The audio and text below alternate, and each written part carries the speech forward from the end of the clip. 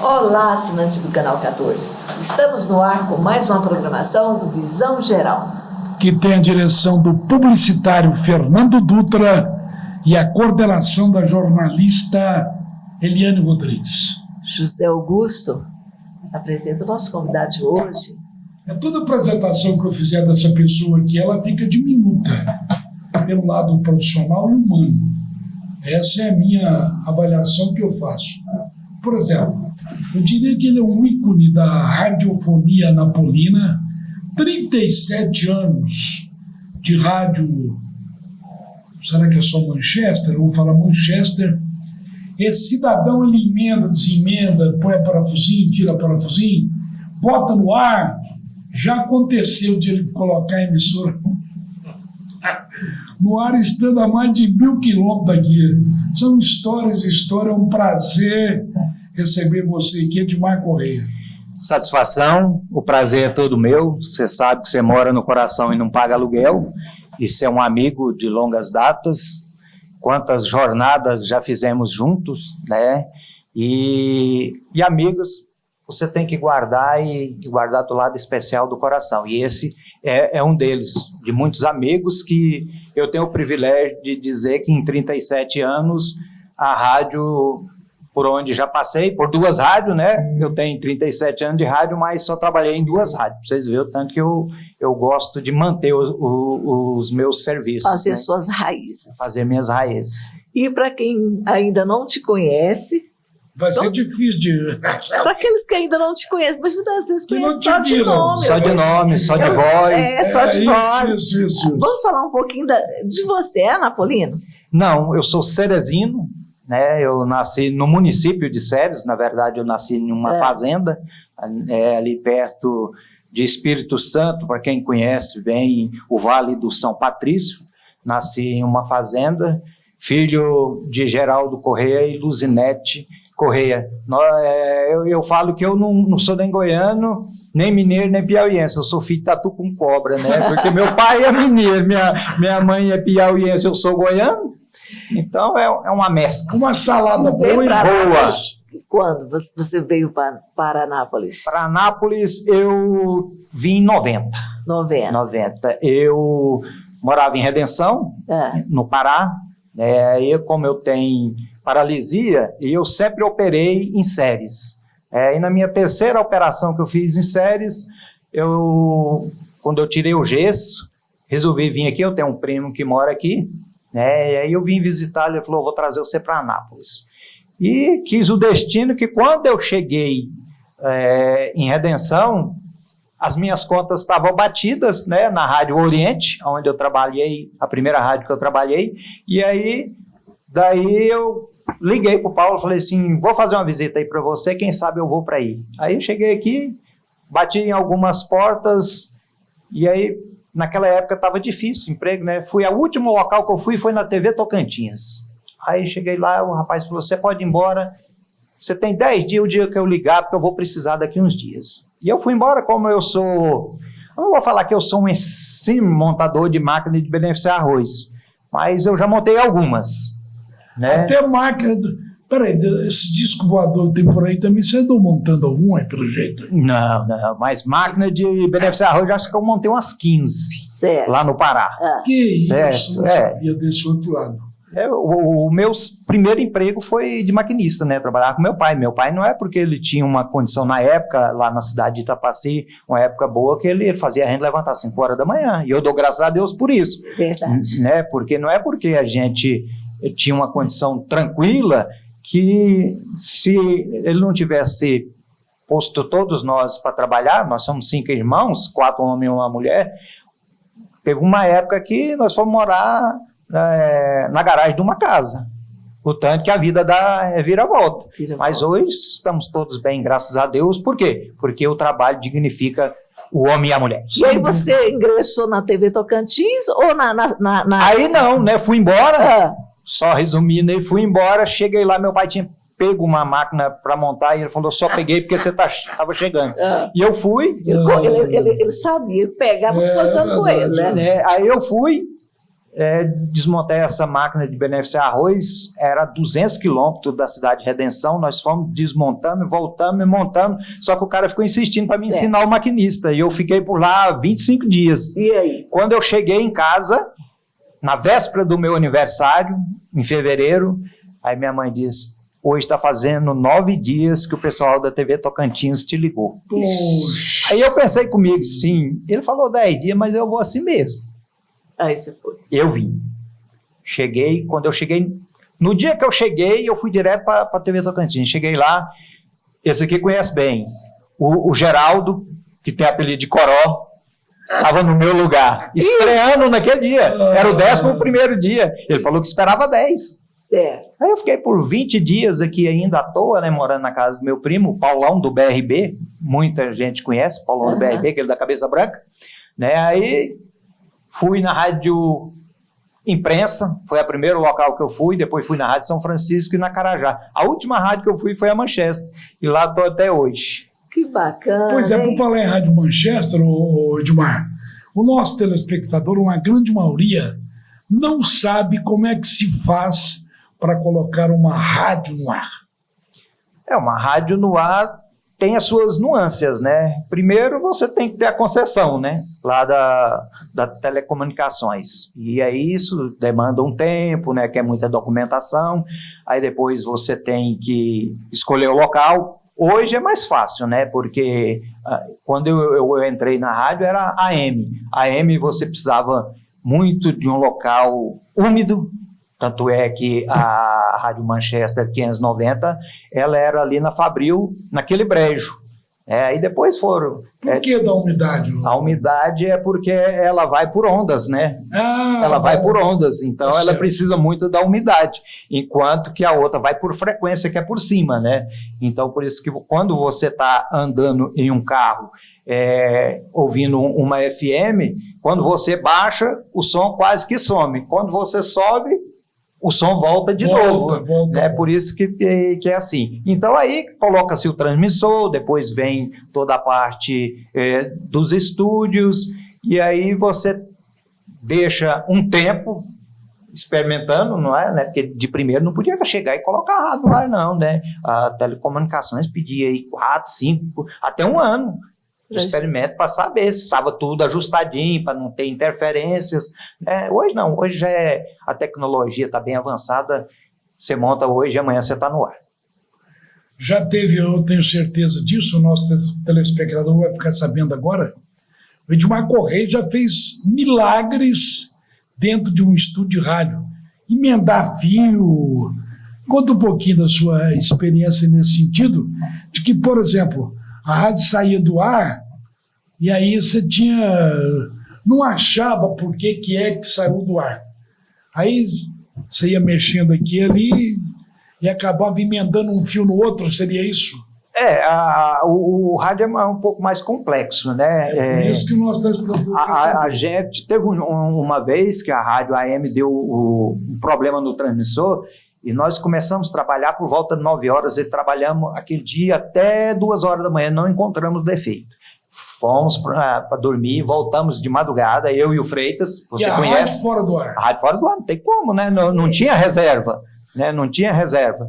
E aí voltamos, trabalhamos o dia inteirinho de novo e nada. E fomos embora dormir, eu sonhei, por incrível que pareça, arrumando. O outro era um engenheiro técnico. E eu era só o auxiliar dele. Aí cheguei no outro dia e falei assim, Freitas, você acredita em sonho? Ele, isso é besteira. Aí eu falei assim, não, porque eu sonhei consertando o transmissor da rádio. Aí ele falou assim, o que era? Aí eu contei para ele, ele falou assim, não faz o mínimo sentido, mas você está falando, eu vou fazer.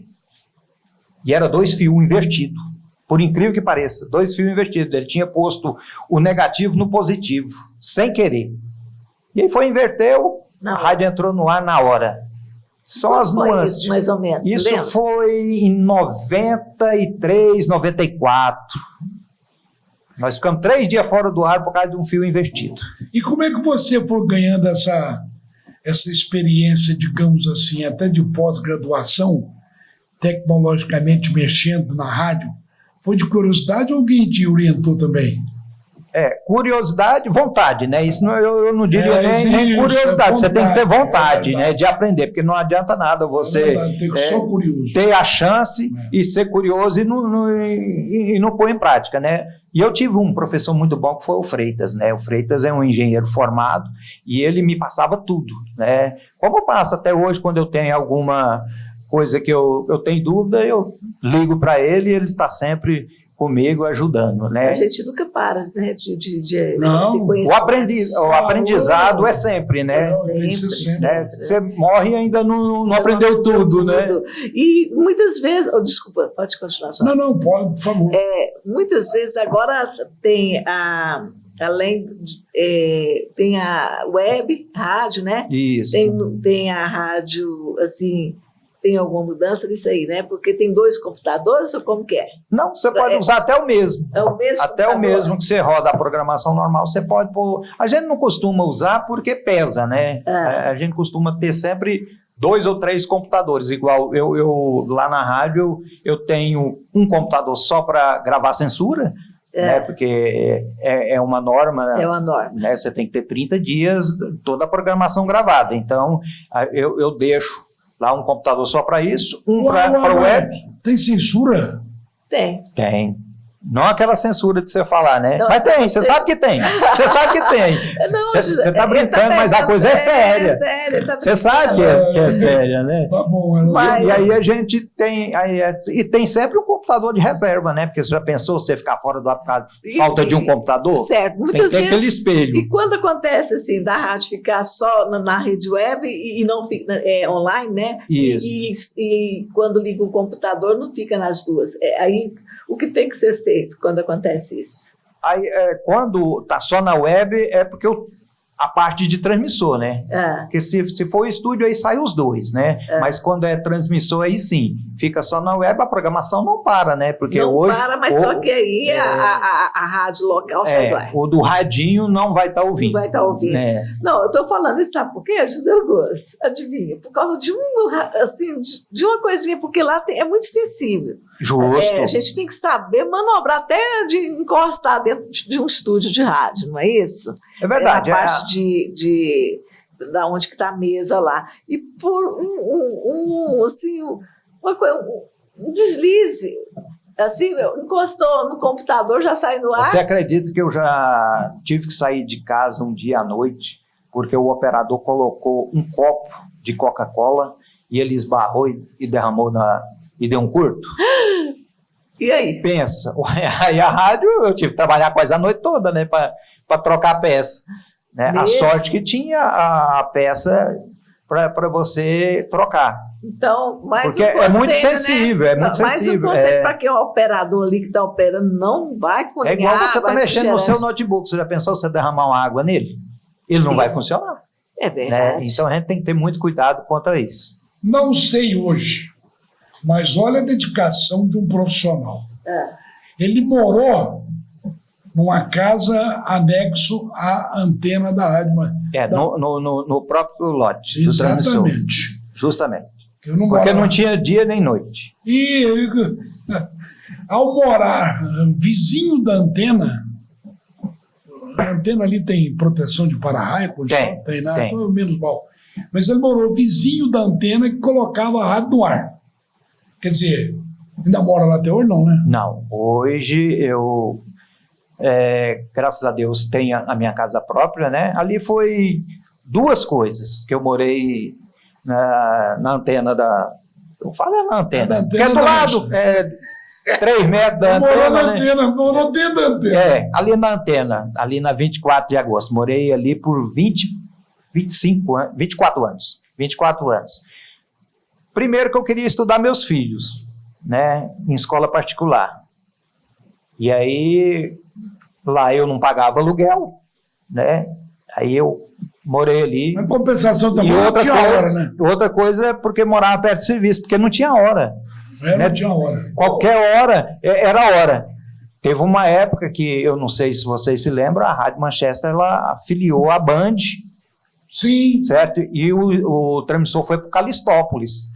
E eu morando na 24 de agosto, onde era o transmissor, aí mudou lá para Calistópolis, e lá no Calistópolis caía energia direto. Eu não sei como, naquela época, porque a internet ainda não era tão boa quanto é hoje, mas lá de São Paulo, o povo sabia que a rádio estava fora do ar 2h da manhã e me ligava. Não, eu falo isso, sabe? Porque também trabalho com rádio, a gente depende de quem? De vocês, operador, porque senão não tem como. Não tem como, não adianta, não é o locutor que vai fazer a rádio, é vocês. Através de quê? Do seu trabalho. José Augusto, pra você ter uma ideia, esses dias eu estava fazendo uma programação, por causa de uns barrões, e aconteceu uma coisinha simples, ligou. O pessoal na hora me liga lá dos Estados Unidos. A rádio está fora do ar. O ouvinte aciona a gente. Na hora. Ele é o grande fiscal. Justamente. Não é o grande fiscal. Hoje o bom da rádio é isso, né? Porque de primeiro a rádio ficava aí o final de semana, quando a rádio não tinha pré-economia. Às vezes os donos tiravam os locutores do final de semana, deixavam a rádio. Verdade. Aí ficava fora do ar, você nem sabia. Verdade. Porque muitas vezes você está pensando que está lá ao vivo, falando locutor de boa, tranquila. Aí você olha no seu celular, a sua rádio está fora do ar. Nesse fato aí, eu tenho uma lá de Redenção. Eu trabalhava na rádio lá, só que não tinha estúdio de gravação. A rádio, porque era uma rádio pequena, a Rádio Oriente, ela era apenas 1000 watts. E não tinha estúdio de gravação. O que a gente fazia? Nós pusemos uma chave para desligar o som que ia para o transmissor e gravava os comerciais na hora da Voz do Brasil. E o rapaz que fez a gravação no dia esqueceu de voltar depois, às 8 horas, porque era hoje não. Hoje você pode pôr a Voz do Brasil até às 21 horas. No horário, no dia de futebol, até às 23 horas. Tem que terminar no mesmo dia, né? Mas aí ele esqueceu de voltar a chave. E ficou a programação no ar com locutores até meia-noite, depois voltou 5 da manhã. E eu levantei de manhã, eu começava a trabalhar às 7 horas. Liguei o rádio, a rádio tá só... porque não tinha som, né? Só o barulho do transmissor. Quando eu cheguei lá, aí eu falei pro rapaz, falei assim, a rádio tá fora do ar? Aí ele falou, tá tudo certinho. Eu falei, a rádio tá fora do ar, liga o rádio. Aí o rapaz ligou o rádio e falou assim, e agora? Eu falei assim, ou você assume, você não prestou atenção no serviço, ou você disfarça e liga a chave. E foi o que ele fez. Ele disfarçou, ligou a chave e tudo bem. Hoje tem muita gambiarra como teve no passado, Gilmar? Não, hoje não se admite muita gambiarra. Hoje não tem gambiarra. Antigamente era muita gambiarra. Qual o fato pitoresco que você tem nessa sua andança ou nessa sua vivência dentro da rádio? Um fato assim que chamou a atenção e que... De rádio, o fato mais pitoresco que tem foi lá em Redenção também. O locutor e o operador dele, eu era operador na época, né? Operando lá para ele, aí chegou uma mulher para fazer um anúncio, porque antigamente, não é igual hoje, né? Antigamente, eu não sei se vocês passaram por essa época, que o cidadão, tudo que ia mandar de mensagem, ia na rádio mandar. Pagava, né? Uns pagavam, outros não pagavam. Recado. Eu ganhei muito dinheiro com recado. Ganhei muito dinheiro. No domingo, o dono da rádio falava assim, eu fazia um paradão de 100 músicas, de 5 da manhã até 11 horas, e aí ele falava, todo o dinheiro que entrar dos recados é seu. Eu bamburrava. Eu anunciava uma vez a pessoa aí, né? Então eu bamburrava. E o cidadão gosta de ouvir falar o seu nome na rádio? Até hoje, né? Até hoje. Aí chegou uma mulher para dar uma notícia pro marido dela, só que, tadinha, ela era... inexperiente, não sabia falar tudo. Isso é pitoresco mesmo. Eu tive que cortar o microfone. Ela falou assim, ô fulano aí na fazenda Pindobal, tô dando um exemplo, não era a fazenda Pindobal não, aí na fazenda Pindobal, eu vim resolver o negócio do cavalo, e aí aconteceu. Não posso falar o resto, mas foi muito pitoresco. Eu tive que cortar o microfone. Na humildade, ela falou. O locutor não deu conta de anunciar a música, saiu, chamou ela para tomar uma água, eu pus uma música e seguiu. José Augusto, o tempo passou rápido. Eu quero... Produção, segura as pontas aí. Passou para mim aí já 2 vezes. Perdão a oportunidade desta com o Gilmar aqui. A Rádio Manchete, vou falar da Rádio Manchete, que você está lá e seria fora de ética de eu pegar aqui uma outra emissora. Certo. Ela melhorou bastante com novas de administração. Mário Alves, Família Santino, Sim. por aí afora. Tem uma nova roupagem a rádio, seria isso? A rádio, nova mentalidade. Na verdade, se você não mudar, você perde muito espaço, né? Hoje, a rádio tem que ser muito eclética, né? Hoje, se você não alcançar todos os ambientes, e perdeu muito.